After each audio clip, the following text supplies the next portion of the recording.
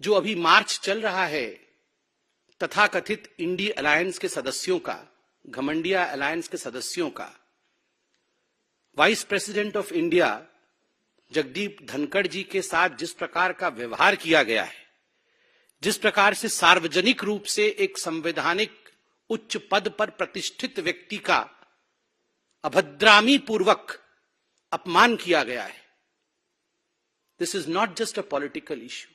ये केवल एक राजनीतिक विषय नहीं है। भारत जैसे देश में यह एक संवेदनशील इशू है, इमोशनल इशू भी है। मेरे पिताजी भी उम्रदराज है।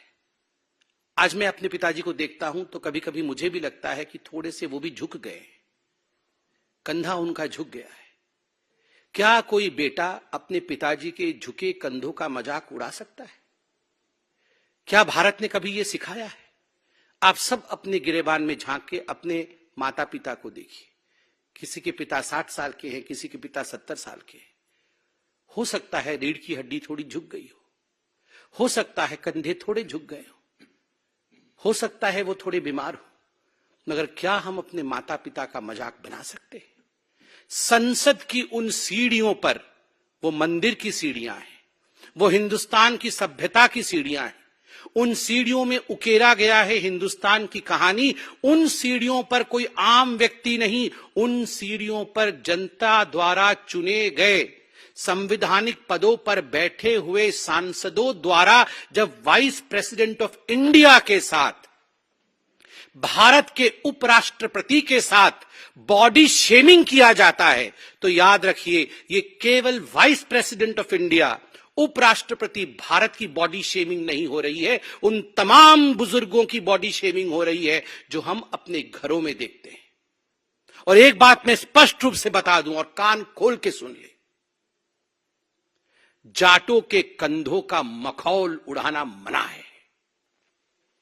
हिम्मत किसकी है जो जाटों के कंधों का मखौल उड़ाए? ये फौलाद के कंधे हैं जाटों के।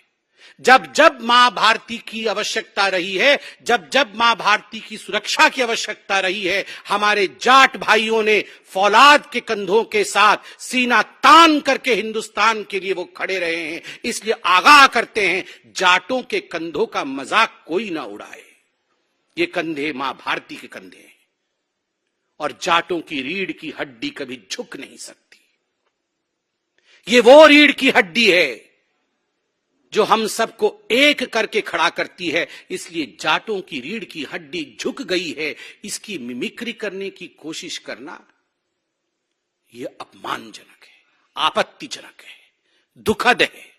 यह राष्ट्रीय शौर्य के साथ खिलवाड़ है।